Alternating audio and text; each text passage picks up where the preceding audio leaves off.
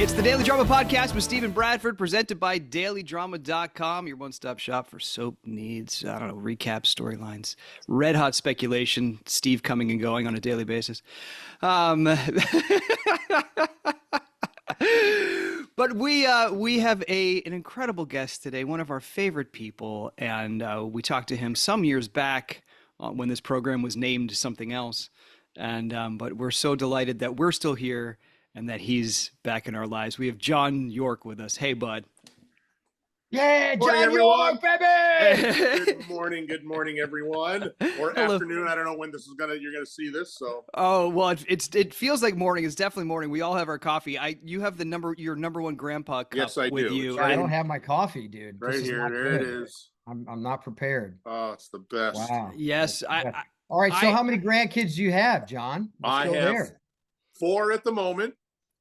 7, 5, 2, and soon to be 1 year old at the end of November here. So wow. So does everyone get together at the same place for the holidays? Well, pretty much. We're awesome. we're going to do a mini vacation here. We have family really around the Midwest. We were the furthest away in California, so we always had to fly in. Yeah. And time has gone on. I mean, my oldest niece has 12 children. Her oldest daughter now has 2 girls. And her next daughter is about to get married. My other nephew, Matt, is expecting his third. There's about 6. We have about 60 nieces and nephews. Cousins for my daughter. Is that niece on a reality show? Niece? You mean the place niece in Italy? You said she has 12 children. 12 kids. Yeah. That's worthy of a show. I was going to say, it is worthy of a show. Yes, that's what I mean. They've made shows with a lot less. I mean, right. John, you're retired. I mean, I'm not saying you're retiring, but you're going to be busy. Yes, we're always busy, and it's so strange because the last year or so, year and a half has been a very kind of crazy year, and I'm pretty much working as much as I've ever been on General Hospital. That's amazing, dude. Which is awesome that I've been able to do that. Mean, it's so great to see. I was so happy to see you back, and it was it's just awesome to have you back. And do you want to kind of talk about the last couple of years, or when did you get back this time? When did you just start back? Well, I just got back literally Saturday. So here we are. What is it? Monday. I just got back from filming. And I don't know what is, I don't know when this is you're going to show this, like a year and a half from now, because that's how far out we're taping. We're not Days of Our Lives. So, I don't know what I can and can't give away, but I will say that the audience does know that the Scorpio family through Mac and Dominique is expanding, and there may be other implications of that out there, right. The mist. Max and Dominique, you're talking about the Cody storyline.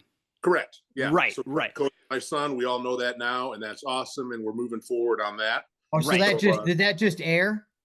I think so. Kind of recently. Well, yeah. I mean, you found out he was your son. Yeah, around 4th of July, right? 4th of July weekend. Oh yeah, that's right. Yeah. But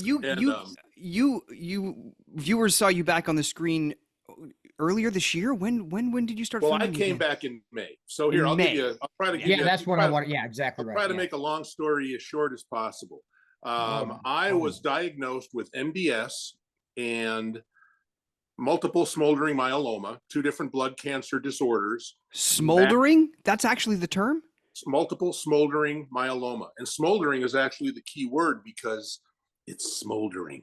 Well, I mean, you've always been smoldering, John. I've always been smoldering. The MDS, hopefully with the stem cell transplant, the bone marrow transplant, will cure the MDS. The goal is for that to be cured, but the multiple smoldering myeloma, they want to knock it down, treat it and put it in a box. So my, age will kill me and not that, there's possibilities that it could turn into something else. It could turn into full-blown leukemia.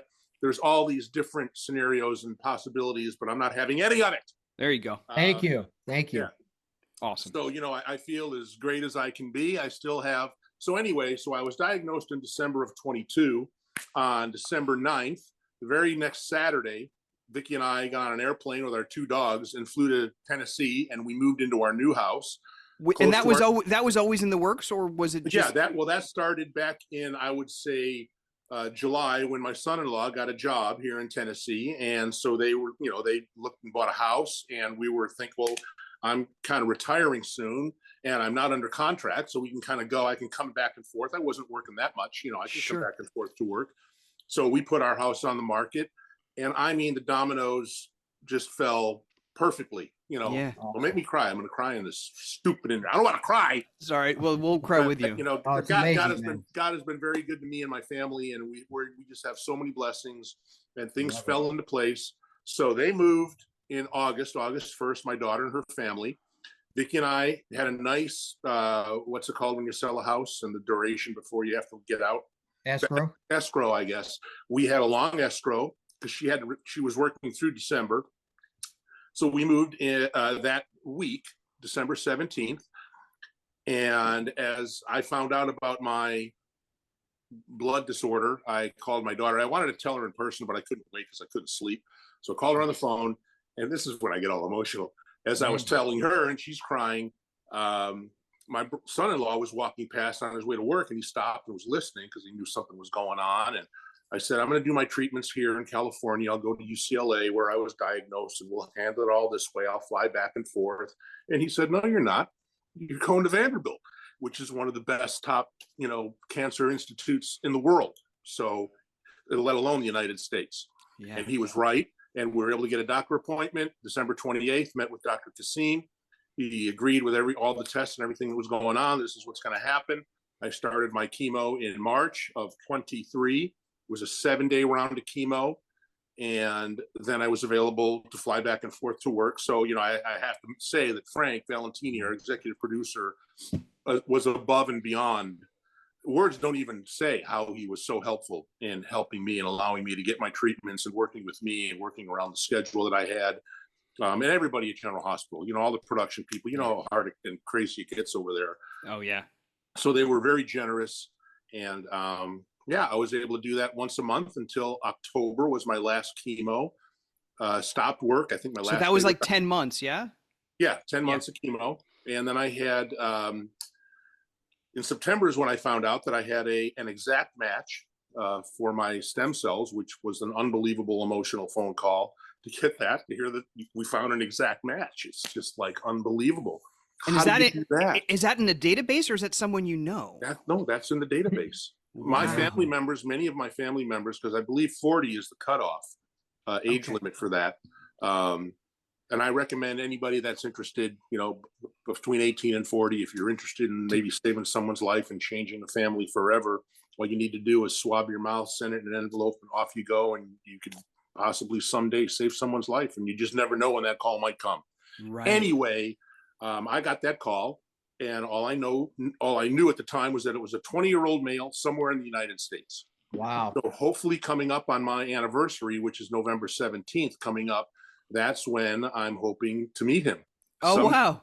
Hopefully they'll put it together, and he has to agree as well, to meet. And, we'll see how that all goes. What is the donation process like for that? You mean for him? Yeah. Well, I believe, as I understand it, they go in. Basically, we both go through a battery of tests. Sure. Lung, bone, blood, all kind of different things to make sure that both parties are in good shape, ready to do this transfer. Right. And they just take his blood out of his, or his out of his. I think there's different ways they. Because I know, doing bone marrow donate. That's a big deal, right? Like that can be a little it's all a big deal. I'm saying. So I've had several. I've had 8 actually. Oh, 8 wow. bone marrow biopsies. Right. So they would do that. They could take the bone marrow, and it's from your spine, right above on your hip bone and above your butt there. Right. And it's not the most comfortable thing in the world, but it's also not the most painful thing in the world. I think because it's behind me and I can't see it. That's what I want. If I could see you sticking a needle in my arm, I'm okay with that. I don't care about that. But when I can't see it, I'm nervous about that. And the doctor's the gal that does it for me. She's amazing, as gentle as possible. So I believe the donor would either donate marrow or blood itself. Now, I think I've had somewhere on Twitter, maybe, or on X, I think I showed the bag, which is like a blood bag. You know what I mean? Like Sure. you would get a transfusion, and it was a small little bag.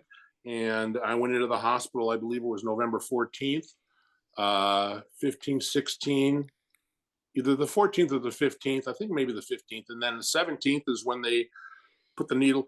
It's all this buildup up to a storyline that just poofs. You know, it's a 30-minute Yeah. fusion and it's over and it's done. And Wow. now So marrow is in crazy. my body. When I went into the hospital, I will say that was kind of crunch time. I did not have any reactions to the chemo for those 10 months, 8 months, whatever it was.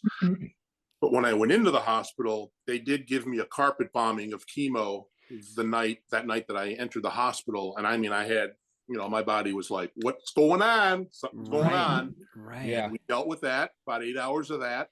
Then we did the transplant and everything was fine. We had a Zoom with the family. We're all joking and laughing and said, goodbye, everybody.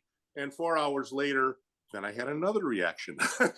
Oh. It was like all my cells were like, wait a minute, who are you people? What's Oh. going on in here? And the fight began, the battle began. Sure. And what they set up with the chemo is to kill all my, I believe it's my immune cells, and I'm sure there's hopefully people that are watching this that will correct me because, everybody corrects me because I'm always wrong about everything. But I believe that's what they were, they're killing the cells that are going to be taken over. Suppressing your immune system a bit so it doesn't attack too much what's coming in. Correct. Simple. Exactly. I'm sure that's an oversimplification. I knew you would know. Well, that's but exactly right. No, yeah. I will say that that's exactly what's happening. Kind of those I was saying about those little battles. Yeah. That's what's happening. So, and you want, I get way ahead of myself. Sure. There's what's called graft versus host disease. Okay. So, and that's what they watch along the way with all the different medications. And you go in and you're always getting checked. And I'm always going into the hospital, the first 100 days are the most important. And then after that, it spreads out. You don't have to go in as much. So they're just watching all these things with the different drugs and everything was moving along fine. And everything is moving along fine. But they have these little moments where I did break out in a rash. So it's the graft, his cells versus my cells are battling for supremacy, and order. And it'll react to your body. Now, some people have very, very, very bad reactions, very bad reactions. And I had reactions, not very bad. So I was very fortunate that things turned out the way they did. I had some rash. Now I'm dealing with a little bit, in my mouth issue, but that's going away. And, that's why you go in so often. I am going to be working. This is kind of a new piece of information for everybody. I'm going to be breaking news. NMDP, the National Marrow Donor Program, which is a support system, information system, help system for people who are going through what I'm going through. And it's a way to find out information, to get help and support for not just yourself, for the family, things you might need. So, Sure. I'm just starting that. And so I'll be making announcements on X and hopefully some PSAs. I don't know where they'll air, but kind of, for those things. Oh, awesome, man. Awesome, man. Yeah. So I got to say, the moment that you came back on set, it was a scene in Maxie's house with Christina and, Maxie and the kids. And I think it was the first time you had seen Christina since coming back. And, I mean, it was emotional for all of us, but seeing that reuniting was so beautiful. And I mean, I was so privileged just to be there. Obviously, I was so glad to see you, but seeing I mean, just can you explain? Can you kind of take us through that day a little bit? It was a very emotional day because everybody was very nice. Everybody that I saw as I was walking in, literally as I was driving into the lot, was, welcoming me back, giving me a hug. People just walked up and gave me hugs. So it was very nice coming up on set. People that I don't even know their names that are up in the rafters, coming out and giving me hugs. It's so nice to have you back. And then, just seeing everybody on the set and doing those scenes. And as you know, we rehearsed the scenes. So Christina and I had a really, really very warm hug. Christina, John Lindstrom, several other actors, you guys always sending messages of support. And so it was amazing. It was amazing. And then just to do the scene and to watch the show, I actually did watch the show. I don't watch too many shows because I'm wrangling grandkids usually. Right. It's tough. Right. It was really, really well done. I was very happy with it. And, the audience seemed to be very pleased with it. So it was pretty awesome.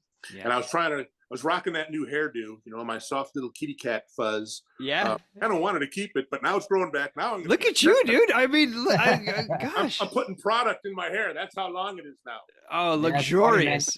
It's amazing to be at a place, to work so long at a place where you just have so much history and love there, Yep. Because I remember getting on the show, John. I know we talked about this in our first podcast, but it was, I mean, you and Tristan were the man. Like, you guys were like the man. Like, I was like, dang, these guys are the man. Like, right? Because I remember, I'm so old. I remember Dominique. You're right. Wow. Yeah. That's when I first came on the show. You guys were together. Well, that was a whole different time. I came on the show at an interesting time in '91. Gloria Monty came back to revitalize the show, pump some life into it.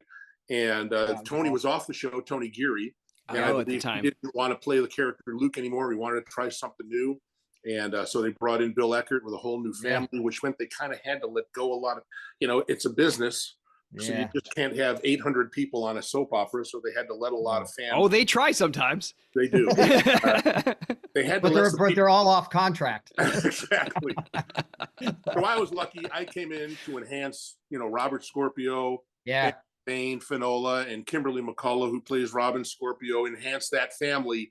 And I got a very nice, welcome, very nice greeting. Yeah. So, and it kind of carried through. So I'm very thankful, very blessed that, everything has kind of worked out the way it has. Yeah. Well, and how about it? 91, that's what, 33 years ago. And that's me and Johnny. I was 91 also. Yeah. Well, but, and then what's I don't know if the term front burner still holds, but Finola, like, Steve, you're there a lot, like, crazy.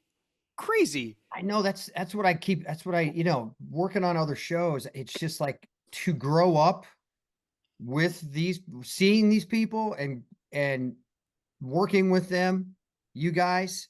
Like, when I always say, when I was at Days, I was just in a scene with Drake, God rest his soul, Drake and Steven. And I'm like, I can't even believe I'm doing like a scene with you guys. And that's what I told you, John, yesterday. I go, you're a legend in daytime. Like, these are legendary characters that you see, the Scorpios, and you grow up with them on the magazines in the grocery store. And you just know there's a, not a handful, but a lot of people, you just go, dang, that guy's still doing it. And awesome. And I'll tell you a little bit of mine. I actually, when I got off the plane from Chicago into California, I landed in January 31st of '83. A couple of months later in May, I tested for the Bo Brady part on Days of Our Lives. Oh, wow. And obviously I didn't get that. And, life goes forward, and I met Vicky and, and got married in '86. And I got the show in '91. I was waiting tables at the Cheesecake Factory. Yeah, I was waiting tables training at the Cheesecake Factory. And all of a sudden I looked over and I saw Lynn Herring and Wayne Northrup walking in, and I'm like, I didn't have an audition yet. And about 3 weeks later is when I got the call that they're casting a major role at General Hospital. Are you interested? I'm like, of course I am. I'm 8 months pregnant. You know what I mean? Yeah. And I'm fortunate enough to get the job. And here we are 34 years later, 91, 33 years later, and 4 grandkids. And it's unbelievable. I used to be young and handsome. Now I'm just handsome. There you go. I got to tell you, the salt and pepper is so good on you, man. It's so good. Amazing. Well, I love it. I have product. It's not moving now. It's Jack Lord hair from Hawaii. Dude, your hair is amazing. Let's go. So, but getting back into storyline a bit, like, it's when you found out Cody was actually your son and your resistance to take him in because he lied to you, right? That was the crux of it, right? Well, what happened was, the dogs are going to bark because I see my wife driving up right now. Who knows? She might have my granddaughter with her. I don't know. That's all right. That's all right. But this is months ago. This could be Well, because I remember Frank coming up to me on the set and embracing me in a hug and in my ear whispering, "You have a son." Hey, Like, what? congrats! It's a What? boy. And he kind of explained a little bit what was going on and what the plan was, and Yeah. they were researching how this even could happen, Sure. Dominique. So it all kind of just fell into place. You can come in, sweetheart. She doesn't want any camera time. There she goes behind me. There she Hi, goes. Vicky. Hi, Vicky! Hey, I love my dogs. Wyatt. That sounds like Bradford. Oh, dude. Okay. So yeah, and then it just took time for them to develop the story and go back into the history and get the information they needed. I think that's really useful for viewers to hear that, because we don't always hear about the writers trying to put the pieces together in the history in order to to make it work, but they they absolutely do that. Yeah, no, absolutely they do for everybody. What were we talking about? I was just not for everybody. I'll just say this, not for everybody, because I was just asking someone that I was just working with, because I can't let anything out of the bag here. Yeah. About that story, that character's story, and what the history is, and she doesn't know either, so it's very vague, Right, very general, and to be played out in the future, right. We'll see what happens. Right. So take us into kind of Mac's head. Like, was it just about Cody telling you, lying about the paternity test the first time around? Is that what was Mac's hesitation to accept him? Well, I think, one of the things, however they write it, we write it, I get my script, and I understand the implication of the scene, so I'm not going to go in there and say, I'm not going to be mad at him, or I'm not going to be happy with him. I'm going to do whatever it is, that well, of course, to play. And, but yes, Mac being that good dad and that great husband and honorable kind of guy, who was really anxious and wanting to be a willing participant in being Cody's father after that original DNA test. And it was only because of the money that was involved with Leopold Taub and Dominique, and $20 million necklace and some bracelet, that was involved, and he wanted the money, so I couldn't be his dad, and then he was lying, he's some grifter, right? And it was only a matter of time before Mac is gonna melt and say congratulations, I love you, and I love the way they write the family. I love being a family guy on the show. There's a lot of I like being a good, a white hat on the show. I like being a good guy. It's fun for me. I get to, wear my chief of detective badge every now and then and be a bad guy, but not, it is what it is. Are you a detective? I'm a detective. I'm the chief of detectives, I believe. Oh, okay, good. Is that a demotion? You used to be the commissioner, didn't you? I used to be the commissioner, and then I was a bar owner, and then I ran a bar, right? Oh, right. And then I went back to being a police officer. Amazing. So I'm a jack of all trades, a master of none. Well, the way that Cody plays, the way that Josh plays Cody, he does do that really kind of like, I don't deserve to be loved thing really well.